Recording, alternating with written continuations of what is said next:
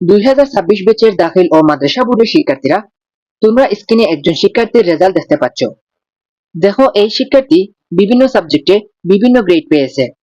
এখানে শুধু গ্রেডই দেখা যাচ্ছে, কোন সাবজেক্টে কত পেল, সিকিউতে কত পেল, এমসিকিউতে কত পেল সেটা দেখা যাচ্ছে না।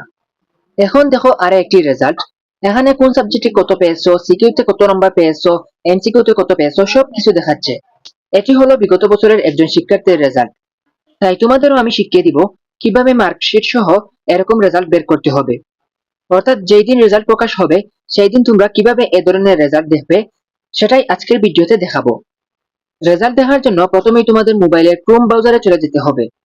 ব্রাউজারে যাওয়ার পর সার্চ করবে ই বোর্ড রেজাল্ট লিখে। সার্চ করার পর প্রথমেই যে ওয়েবসাইটটি দেখতে পারবে, তোমরা এই ওয়েবসাইটে প্রবেশ করবে। ওয়েবসাইটে প্রবেশ করার পর মূল ইন্টারফেসটি এরকম দেখাবে। এখানে নেম অফ বোর্ড অপশন দেখতে পাচ্ছ। এখান থেকে তোমরা মাদ্রাসা বোর্ড সিলেক্ট করবে। আমি এখন মাদ্রাসা বোর্ড সিলেক্ট করছি। বোর্ড সিলেক্ট করার পর দেখো এখানে নেম অফ এক্সামিনেশন অপশন রয়েছে। এখান থেকে এসএসসি দাখিল নির্বাচন করবে। এরপর ইয়ার অফ এক্সামিনেশন অপশনে যাবে, সেখান থেকে 2026 নির্বাচন করবে।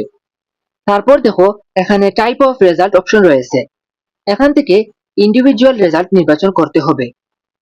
এখন একটি গুরুত্বপূর্ণ বিষয় আছে, এই ওয়েবসাইটের মাধ্যমে তোমরা চাইলে তোমাদের মাদ্রাসার অন্যান্য শিক্ষার্থীদের রেজাল্টও দেখতে পারবে। অনেক সময় বন্ধু বান্ধব রেজাল্ট বলতে চায় না, সেক্ষেত্রে তোমরা নিজেরাই তাদের রেজাল্ট দেখে নিতে পারবে। তবে সেই পদ্ধতি আমি পরবর্তী ভিডিওতে দেখিয়ে দেব। আগামীকাল বা পরশু আমি আরেকটি ভিডিও আপলোড করব। সেখানে দেখাবো কিভাবে তোমরা মাদ্রাসা বোর্ডের সকল শিক্ষার্থীর রেজাল্ট দেখতে পারবে। তোমরা যদি এই ভিডিওটি ইউটিউব থেকে দেখো তাহলে অবশ্যই চ্যানেলটিকে সাবস্ক্রাইব করে রাখবে, আর ফেসবুক থেকে দেখলে অবশ্যই পেজটিকে ফলো করে রাখবে। কারণ আমি যখন পরবর্তী ভিডিও আপলোড করব তখন সঙ্গে সঙ্গে তোমাদের ফোনে নোটিফিকেশন চলে যাবে।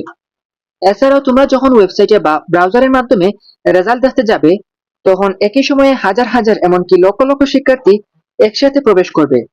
ফলে অনেক সময় সার্ভার স্লো হয়ে যায় বা ডাউন হয়ে যেতে পারে। এই জন্য যারা নিজেরা রেজাল্ট দেখতে পারবে না তারা আমাদের মেসেঞ্জারে যোগাযোগ করতে পারো। তোমাদের রোল নম্বর ও রেজিস্ট্রেশন নম্বর পাঠালে আমরা তোমাদের মার্কশিট সহ রেজাল্ট দেখে দেওয়ার সর্বোচ্চ চেষ্টা করব। আশা করি তোমরা বিষয়টি বুঝতে পারছো।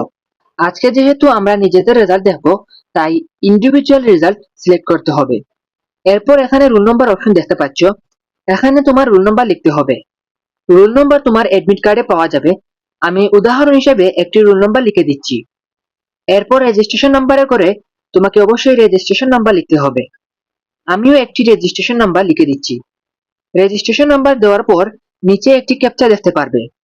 এখানে যে সংখ্যা বা অক্ষর থাকবে সেটি ঠিকভাবে লিখতে হবে। তোমাদের ক্ষেত্রে আলাদা ক্যাপচা থাকতে পারে, সেটি সঠিকভাবে এখানে লিখবে।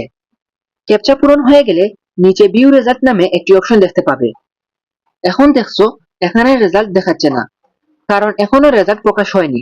রেজাল্ট প্রকাশ হওয়ার পর তোমরা এভাবেই নিজেদের রেজাল্ট দেখে নিতে পারবে।